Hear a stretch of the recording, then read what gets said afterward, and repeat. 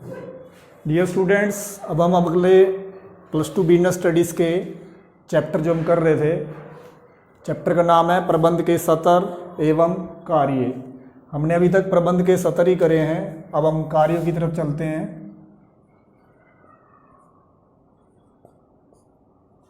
प्रबंध के कार्य, सबसे पहला कार्य है नियोजन।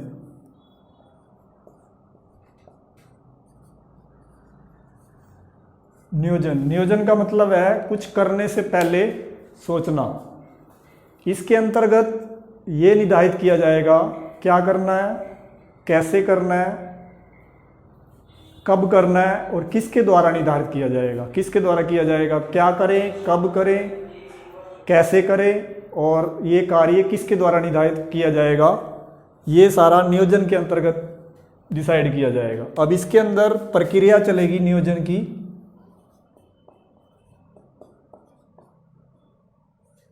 इस चैप्टर में तो आपको केवल नियोजन का मीनिंग और जो प्रक्रिया के कंसेप्ट मैं आपको बताऊंगा 1 बाय 1, सिर्फ उनको नेम याद करने हैं। ये पूरा चैप्टर आगे आएगा नियोजन का, उसमें इन प्रक्रिया की पूरी व्याख्या कर दी गई है, तब वहाँ डिस्कस करेंगे। यहाँ तो केवल नियोजन का मीनिंग पता होना चाहिए और उसमें कौन कौन सी प्रक्रियाएँ आती हैं। नंबर 1 इसमें प्रक्रिया आएगी उद्देश्य निर्धारित करना।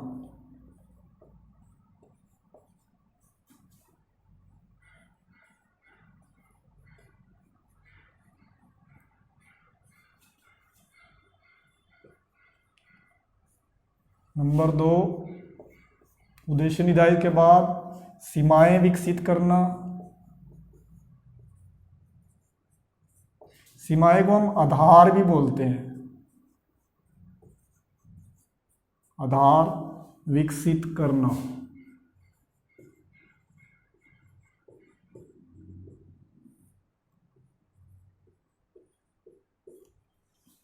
नंबर 3 वैकल्पिक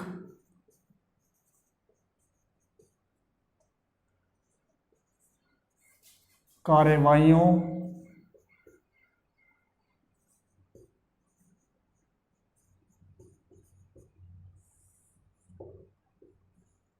की पहचान करना।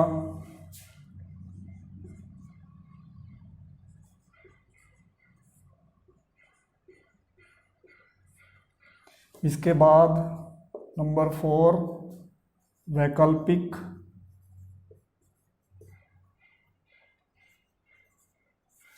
कार्यवाहियों का मूल्यांकन करना।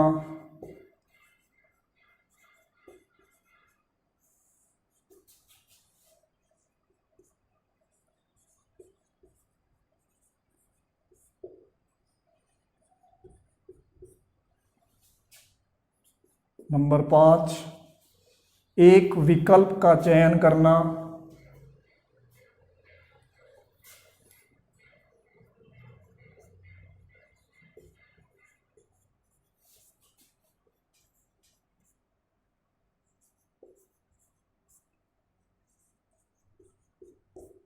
नंबर 6 योजना को लागू करना।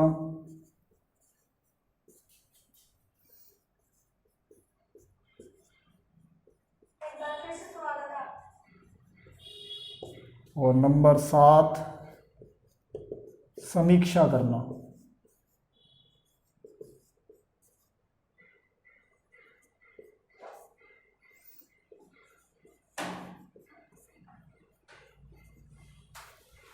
ये प्रक्रिया नियोजन की आपको लगातार ही याद रखनी है। ऐसे नहीं कि फर्स्ट के बाद आप थर्ड लिख लो फिर फिफ्थ लिख लो, आपको कंटिन्यू याद रखनी है। पहले उद्देश्य निर्धारित किया जाएगा, फिर आधार विकसित करने पड़ेंगे, वैकल्पिक कार्यवाहियों की पहचान करनी पड़ेगी, वैकल्पिक कार्यवाहियों का मूल्यांकन करना पड़ेगा, फिर उसमें से एक विकल्प का चयन करना पड़ेगा, फिर योजना लागू की जाएगी, फिर उसकी समीक्षा की जाएगी। मतलब ये प्रक्रिया की पूरी व्याख्या जब हम चैप्टर करेंगे, स्पेशल चैप्टर का नाम ही है नियोजन, वहाँ पे उसकी पूरी व्याख्या करेंगे। यहाँ पर तो आपको कंटिन्यू बस स्टेप्स याद रखने और इसका मीनिंग याद करना है। ये तो हो गया नियोजन। अब हम दूसरा कार्य करते हैं।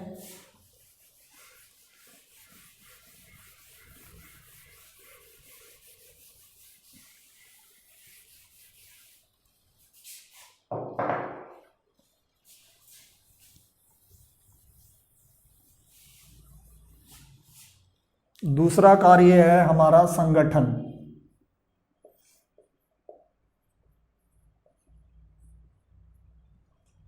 अब संगठन क्या होता है? नियोजन के अंतर्गत तो हमने एक विचार रखा था, उसको लिखित रूप दे दिया था, लेकिन संगठन के अंतर्गत कार्य भूमिकाओं का एक ढांचा तैयार किया जाएगा।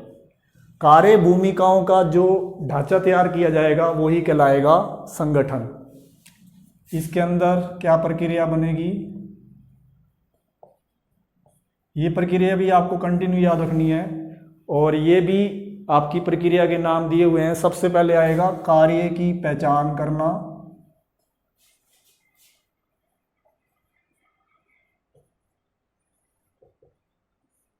एवं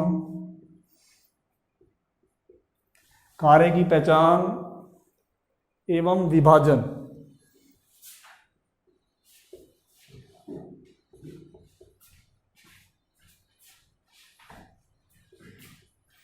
कार्य की पहचान की जाएगी, उसका विभाजन किया जाएगा। नंबर 2, विभागीकरण किया जाएगा।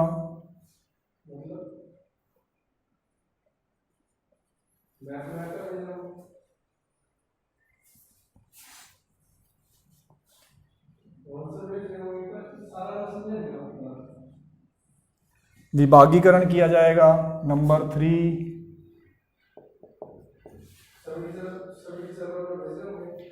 कार्य सौंपा जाएगा, कार्य सौंपना।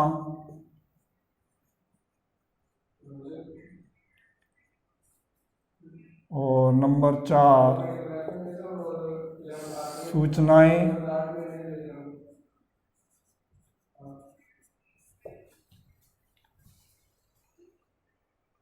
प्रेषित करने के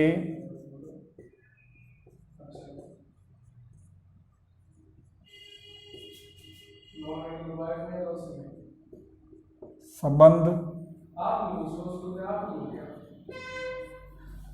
सूचनाएं प्रेषित करने के संबंध स्थापित करना।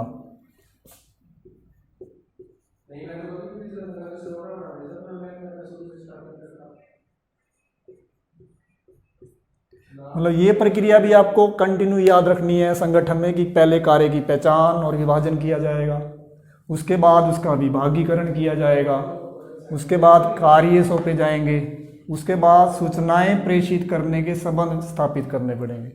ये तो हो गया दूसरा कार्य। अब हम करते हैं तीसरा कार्य। तीसरा कार्य है नियुक्तिकरण।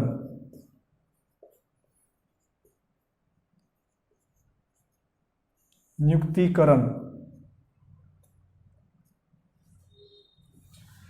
नियुक्तिकरण कार्य के अंतर्गत हमें कर्मचारियों को, जो हमने संगठन में कार्य का स्वरूप निश्चित किया था कि हमने कौन कौन सा कार्य करवाना है, किन लोगों से करवाना है, विभाग बनाए थे, उन विभागों में कर्मचारियों की नियुक्ति की जाएगी, उन पदों को भरा जाएगा और उन्हें पदों पर ही रहने दिया जाएगा। उसे बोलते हैं हम नियुक्तिकरण। जैसे आपने नियोजन में क्या किया था? नियोजन में विचार को लिखित रूप दिया था। संगठन में विचार को वास्तविकता में बदलने के लिए कार्य रूप तैयार किया था कि कौन कौन सा कार्य कौन कौन करेगा। और नियुक्तिकरण के अंतर्गत क्या करेंगे? उन कार्यों को करने के लिए उचित व्यक्तियों की नियुक्ति की जाएगी, जिससे हर विभाग में उचित उपयुक्त श्रमिक, कर्मचारी, अधिकारी, उनकी नियुक्ति की जा सके। अब इसके अंदर कौन सी प्रक्रिया आएगी?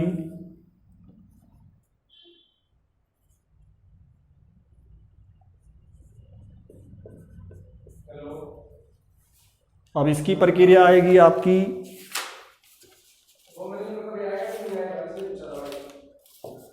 सबसे पहले हमें करना पड़ेगा मानव शक्ति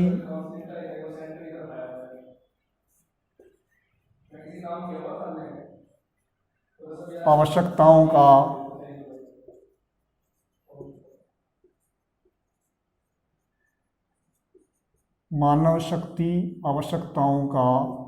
अनुमान लगाना।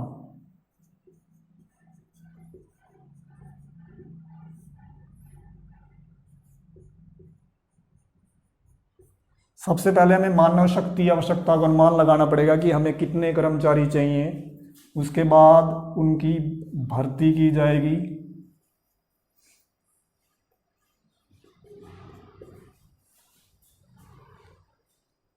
इसके बाद उनका चयन किया जाएगा,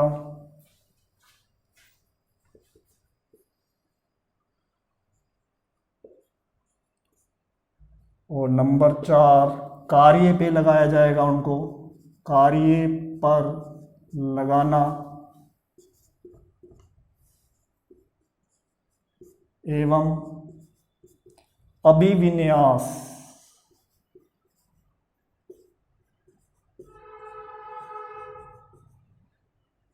अभी नया वर्ड है आपका अभिविन्यास। अभिविन्यास होता है उनको इंट्रोडक्शन कराया जाएगा एक दूसरे से कि कौन कर्मचारी है, कौन अधिकारी है। इसके अंतर्गत 4 कार्य किए जाएंगे। पहले मानव शक्ति आवश्यकताओं का अनुमान लगाया जाएगा, फिर उनकी भर्ती की जाएगी। पहले अनुमान लगाएंगे कि किस विभाग में कितने कर्मचारी चाहिए, फिर उनकी भर्ती करेंगे, फिर उनका चयन करेंगे, सिलेक्शन करेंगे, फिर उनको कार्य पे लगाएंगे, और फिर उनका अभिविन्यास मतलब उनका इंट्रोडक्शन करेंगे, और उसके बाद लास्ट प्रशिक्षण देंगे उनको,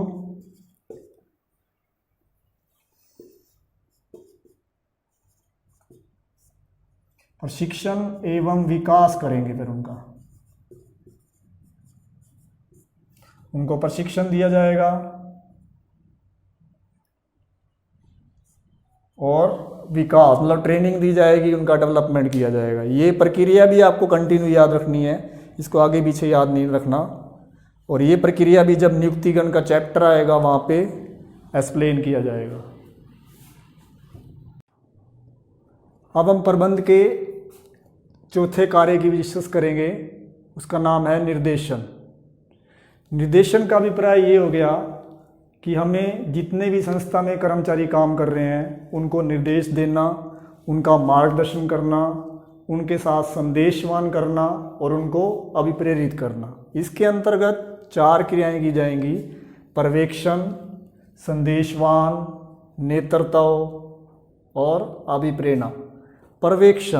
पर्यवेक्षण मीन्स होता है सुपरविजन। इसका अभिप्राय ये हो गया कि संस्था में जितने भी कर्मचारी कार्य कर रहे हैं उन सब के द्वारा किए जाने वाले कार्य की देखभाल की जाएगी, उसकी निगरानी की जाएगी और उनका मार्गदर्शन किया जाएगा ताकि वो कार्य को अच्छे ढंग से कर सकें। उसके बाद है संदेशवान। संदेशवान का अभिप्राय है कि तथ्यों को, विचारों को, भावनाओं को एक व्यक्ति से दूसरे व्यक्ति की तरफ हस्तांतरित करना और उन्हें समझना।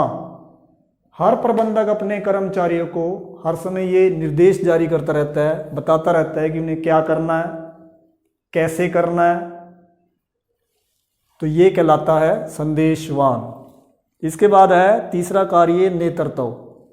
नेतृत्व का अभिप्राय ये हो गया कि एक प्रबंधक के अंदर नेतृत्व का गुण भी होना बहुत आवश्यक है, क्योंकि अगर किसी भी प्रबंधक के अंदर नेतृत्व का गुण नहीं होगा तो वो अपने कर्मचारियों के प्रति विश्वास पैदा नहीं कर सकेगा। इसलिए नेतृत्व का अभिप्राय ये हो गया कि संस्था के कर्मचारी वही कार्य करें जो उनका नेता चाहे, मतलब जो उनका प्रबंधक चाहे। इसके बाद है अभिप्रेरणा। अभिप्रेरणा का मतलब ये हो गया कि कर्मचारियों को कार्य करने के प्रति उन्हें अभिप्रेरित किया जाएगा ताकि वो कार्य को अच्छे ढंग से कर सके। ये अभिप्रेरणा 2 टाइप्स की दी जाती है, 2 प्रकार की। एक वित्तीय प्रेरणा और दूसरी अवित्तीय प्रेरणा। वित्तीय प्रेरणा मतलब ये हो गया कि हम उन्हें कैश दे देंगे, चेक दे देंगे, और अवित्तीय प्रेरणा में हम उन्हें रहने के लिए मकान दे देंगे, उन्हें मुफ्त में कार यूज़ करने के लिए दे देंगे, लैपटॉप यूज़ करने के लिए दे देंगे। वो कहलाएगा अभिप्रेरणा। मतलब उनको मोटिवेट करते रहेंगे ताकि वो संस्था को छोड़ के ना जाएं और संस्था के उद्देश्य को पूरा करने में अपना पूरा सहयोग दें। अब हम लास्ट कार्य कर रहे हैं नियंत्रण।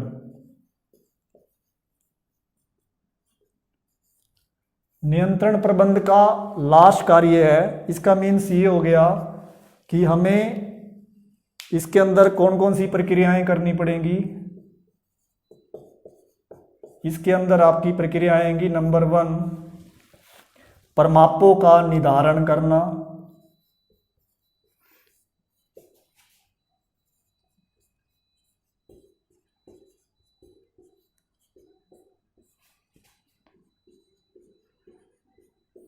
सबसे पहले परमाप निर्धारित की जाएंगे, उसके बाद वास्तविक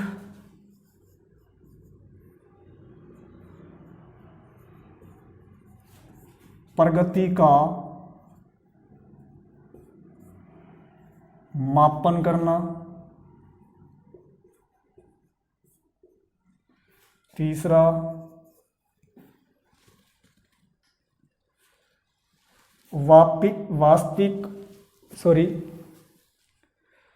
वास्तविक प्रगति की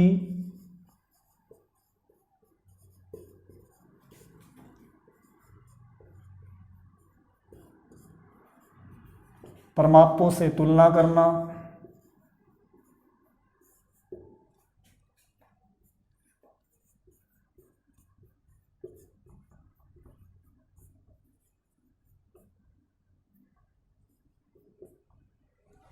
नंबर 4 विचलनों का विश्लेषण करना,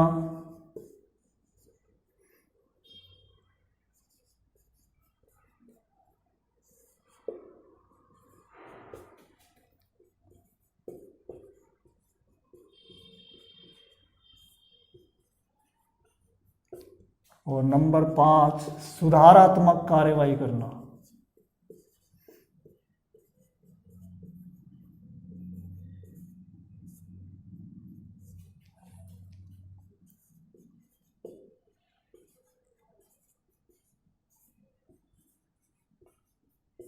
इसके अंदर 5 प्रक्रियाएं की जाएंगी। सबसे पहले हम परमाप निर्धारित करेंगे, फिर वास्तविक प्रगति का मापन करेंगे, जो उन्होंने वास्तव में कार्य किया है उसको मापेंगे, फिर जो उन्होंने वास्तविक कार्य किया है जो हमने परमाप निश्चित करे थे उससे उसकी तुलना की जाएगी। अगर कोई अंतर पड़ता है उसे बोलते हैं विचलन, तो उस विचलनों का विश्लेषण किया जाएगा। यदि कोई ऋणात्मक विचलन आ रहा है तो उसको दूर करने के लिए सुधारात्मक कार्यवाही करनी पड़ेगी। ये आपकी प्रक्रिया आपको ये भी लगातार याद रखनी है कि पहले परमाप निश्चित करेंगे, जैसे हमने आज परमाप की निश्चित करा कि आज शाम तक इतनी कुर्सियां बना लेंगे हम, फिर कितनी कुर्सियां बनी, फिर उस जितनी कुर्सियां बनी हैं उनका परमापों से कंपैरिजन करेंगे, तुलना करेंगे, फिर जो अंतर आएगा, विचलन आएगा, उसका विश्लेषण करेंगे। यदि कोई कमी रह गई है तो उसके लिए सुधारात्मक कार्रवाई करेंगे। ठीक है, ये आपका भी चैप्टर खत्म हो गया है 5 कार्यों के साथ।